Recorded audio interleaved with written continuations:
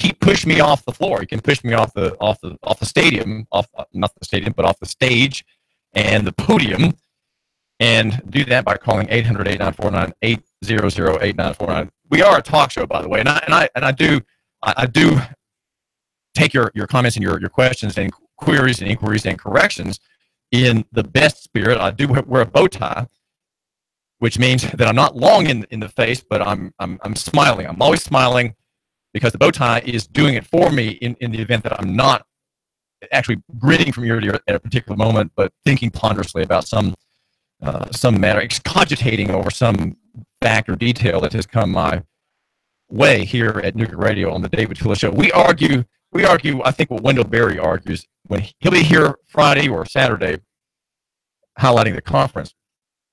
My argument is that you should love your neighbor and buy local. And that's called Noogacentrism, because we're here in Chattanooga. Noogacentrism is what I'm about. The leading guru leading guru is perhaps redundant. I'll just say the guru of local economy, the leading Noogacentrist. I'll put it that way. I'll divide my ammo into two clips and fire away.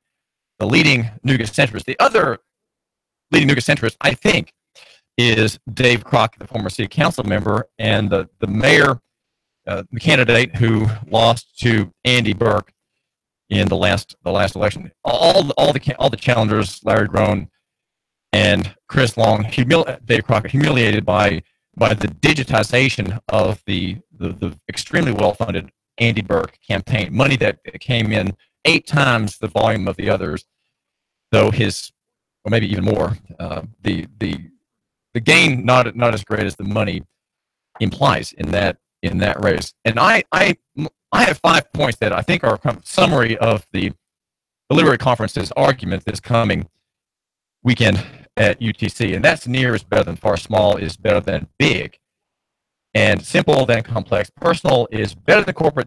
We're now in the footnotes, right? Because you should never have a 15-point argument, right? Never have an argument that's more than 3 points. Now, Luther's 95 Theses that we celebrate the hammering of today on the Wittenberg church door had 95, but it's a great little essay that he issues to the Roman Catholic machinery, the soulless church of that time. Make 3 arguments. In my footnotes, I have these 2, and they are that personal is better than corporate, and that physical is better than abstract. Those are the fruits of repentance, perhaps we could say, and they are the main linchpins, if you want to use media-type words, the linchpins of the Noogacentric, lococentric argument that I try to make every day here. Now, you can add a bullet point. If you want to add a 6th point, perhaps you should call me, and we could see about lengthening that list out. But it would just have to be a footnote, okay? Because the main 3 are already there, and so we're just squabbling over the footnotes and whether there are 2 footnotes or 30. You can have 30 footnotes if you want, or footnotes divided into paragraphs if you wanted to do that. Some law books have footnotes that run for pages, citing the cases of particular disputes. And we, like I was saying earlier, we have a stack to get to. It just goes on and on, and I'm not sure I'm going to be able to get to the question that of tiresome conservatives, the conservative argument about liberty. Conservatives have adopted, many of them, the socialist arguments of 20 years ago. And I think especially of the immigration argument. It used to be that conservatives were free market oriented and culture, the John Birch Society, they were 20 years ago all open borders. They did not like the police state on the border. Now, the left has taken over their argument. And under Obama, right? Obama, just by the way, he expelled more immigrants from the country than all the other presidents combined. He expelled President Barack Hussein. Okay, Obama, the ex-president, in his 8-year tenure, he threw out 2.5 to 3 million people more than all the other presidents combined. Okay, got that? So do Democrats really like open borders? Well, no, they don't. They're not. But now the Democrats and the left have the right and the naive part of Christianity in this country, that's most of Christianity, I'm afraid to say, on its side. The left has us conservatives on its side, making its argument for it, right, for the left. arguments that finally won the day in the 1920s, because prior to that, we had a constitutional government in which the feds had authority over only naturalization, but we got controls on people coming in. We got an end of the free market in human movement, the end of migration and flight into the United States in, I think, 1921. And it's been downhill ever since. Our greatest prosperity coming in a time when there were no border controls whatsoever, no Operation Wetbacks under President Eisenhower to let hundreds of people die in the desert on the border as they were being expelled. Well, this is David Tulis, and I'm thinking I need to get to that today, but there's always tomorrow. That's the advantage of being a periodical, right? And if you run a periodical like Nooganomics.com or even the Time Tree Press, which is our leading press organ in Chattanooga, you can get to it tomorrow. Can't get to it today. We've run out of space. We've run out of time. There's another day. That is very, very reassuring. And I want to mention, we have this. Where's my James Bovard here in my stack? I've got this stack here that just goes on and on. And where's Bovard? Bovard is pointing out that the Facebook machine is grinding up even him, a noted writer, historian who has been a great critic of the establishment. And I've read a couple of his books. They're both very good. He's a very well respected writer, and he has a piece in USA Today in which he says that Facebook cracking down on him. Well, here I can't find the piece, but with my formerly newsprint ink stained fingertips in the stack. But in a nutshell, he had a post on Facebook regurgitating an earlier essay about Janet Reno. Remember, Janet Reno killed 80 Americans in a military raid in at the Branch Davidian compound in Waco, Texas, and he put that post back up with the burning, the fiery furnace imagery from the press, and talking about Janet Reno with some negative headline. Well, that got blocked. So he put it was a saint, saint or demon. I think Janet Reno, saint or demon, and so that didn't fly with Facebook. So he put the same post up, went back to his website, put down the same post with the new headline, Janet Reno, American Saint.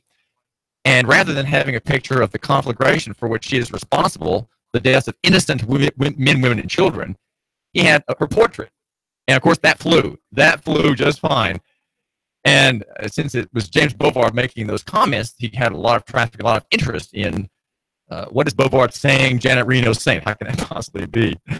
And so the story is that Facebook, because it is a corporation and because it is non-local, right? It's an extraterritorial entity, and it always takes the sides of the establishment. In countries where there are dictatorships, even where there's a liquidation of a whole people, there's a genocide by the Myanmar government of a minority sect. Posts favoring that sect, posts favoring that group, are hundreds of them routinely deleted. In England and in France, we have people who are Christians, people who are for marriage, these people are not allowed. You simply cannot talk about marriage that way because you're implicitly criticizing the queer theory that we espouse as our wholly secular ritual and right. Not allowed to bring these points. There's a column today by Jack Kerwick at LouRockwell.com, and he's debating what is the difference between free speech and hate speech. And of course, the left always says that hate speech is something that the left accuses, makes accusation against the right, and all kinds of things that are truly wicked that the left does are never, that phrasing never comes from conservatives against them, whether it's a Black Lives Matter or other. He says that the phrase hate speech is an ideological invention, an ominous sounding phrase that can be easily packaged into a bumper sticker or splashed onto the front of a t-shirt. It is a slogan with a talismanic effect. I like that description, a talismanic effect that its architects can use as an instrument by which to label and dismiss speech that they dislike, speech which threatens their agenda. And of course, they hate speech versus free speech is the same sort of false distinction as that between rights, human rights and property rights. Well, they're the same. Because if you separate the two and you say, well, property rights are separate categorically from human rights, you're saying somehow that property rights are not a human right. And of course, that they are. The right to property is a fundamental human right. It's second to the right of life, the right to life. And well, we don't care about the right to life because we allowed babies to be killed in Tennessee. Thousands of babies in the past decade slain, black girl babies slain by people in Tennessee with the protection of police departments in our state. So maybe we should be careful on that point. This is David Tulis. Now, there are people who are not careful about their jobs. There's a sheriff in Worth County, Georgia. Now, we've heard about him already, Jeff Hobby. Jeff Hobby, this April, April 14, had a search of 900 students in Worth County High School. Now, it is lamentable what has happened to Jeff's family because his own son is involved in the use of contraband in the way of hallucinatory type medications and drugs. His name is Jeff Hobby, and his son is named Zachary Lewis. And in that search, by the way, in which there was mass sexual abuse by deputies of males too, but I would say sexual abuse of a female is far more damaging, far more criminal than sexual abuse of a man.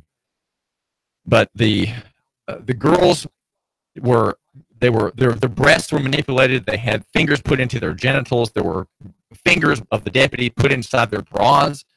The deputies pulled the bras up and touched and partially exposed their bare breasts. They touched girls' underwear by placing their hands inside the waistbands of their pants or reaching up their dresses. They touched girls' vaginal areas through their underwear and cupped or groped boys' genitals and touched their buttocks through their pants, according to the class action lawsuit. Quoting the lawsuit, okay, that's Jeff Hobby. What he did also has been indicted as a criminal.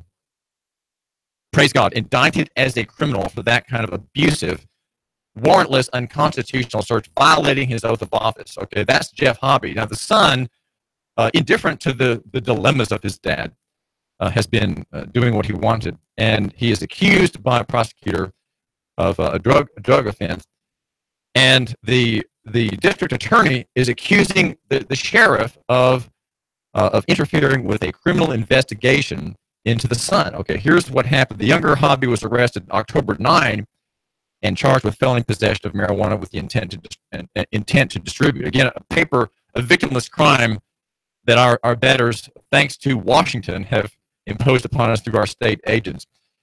And there's a letter that has gone out from the Tifton Judicial Circuit District Attorney Paul Bowden about the interference. And the interference was that the sheriff and his wife burst into an interview at the jail where the GBI was interrogating the son, who probably didn't know his rights. Right, the dad, being a sheriff, did not inform his son as to what his rights are.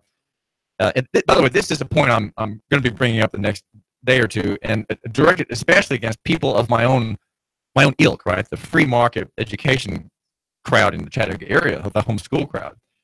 I'm afraid that they are as delinquent as Sheriff Jeff Hobby is in teaching his son about his constitutional rights. Well, the reason the sheriff and the mom and the sheriff's wife burst into the interview with their son was that they wanted him to assert and know that he could assert, right, his Fifth Amendment right to not incriminate himself in a criminal matter. And apparently the boy didn't know that.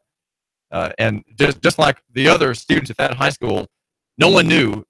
No one had manliness enough. No one had a sense of moral courage enough to say to some deputy, "Get your hands off that girl now." Now, you've got no probable cause. What's your probable cause? What's your articulable suspicion that this particular girl has done something or that she's a threat or danger to you or anybody else? What has she done wrong? Get your hands off of her. Not one Christian man, not one pagan man in that high school population said anything of that kind, if I'm to believe reports in the press about that travesty. Not one young man stood his ground on behalf of a female. Not one. Not one. And the ignorance of rights and the lack of moral indignation is rampant, not just in the public school crowd, But I plan to suggest among homeschool boys in Chattanooga, there are hundreds of families homeschooling in Chattanooga, and I'm afraid that their education by their fathers is woefully inadequate. And the fathers of these sons don't read Nooganomics.com, so they don't have any idea that there's an issue. They don't even know that they don't know, right? People who are ignorant don't know that they don't know. That's true. And here, the sense of morality, the sense of godliness has not pervaded the lives of these young men to defend women and innocent. Sheriff Hobby and his wife, according to the letter, who is also an employee of the Worth County Sheriff's Office, barged into the room ostensibly to invoke the 17-year-old's Fifth Amendment rights for him, according to District Attorney Paul Bowden. So that's okay. That's done. All right, we'll move on here. This is David Tulis, and we're now getting. I'm just going to charge. Okay, charge on Judge Roy Moore running for U.S. Senate. And I wonder what Judge Moore says about Colin Cowherd. That's the most amazing federal judge's name I think I've ever seen. Judge Colin Cowherd, and her enjoining President Trump's executive order on transgenderism in the military. And he calls it, now here's the candidate for the Yankee Senate in Washington. Okay, that's former Judge Roy Moore, former Chief Justice of the Alabama Supreme Court. He calls it absolutely ridiculous and is a perfect example, he says, of the outlandish doctrine of judicial supremacy. And of course, we all believe in judicial supremacy. Governor Haslam does. I think probably Sheriff Jim Hammond does. Mayor Andy Burke does. And we know that the chief clerk, the county clerk here in our county, believes it too. Not Constitution, not his oath to uphold the Constitution. These are all laid aside. We lay them aside voluntarily, graciously, kindly, submissively, compliantly, and obediently when the court makes an opinion.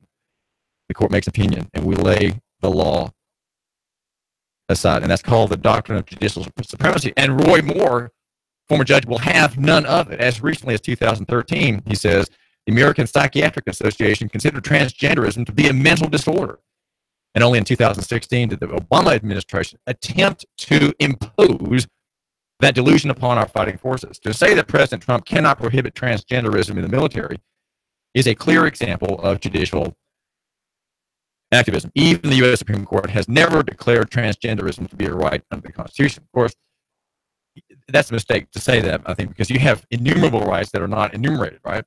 They're innumerable because they're not enumerated, right? They're without number because they cannot be numbered, and the Constitution cannot be expected to list them and name them.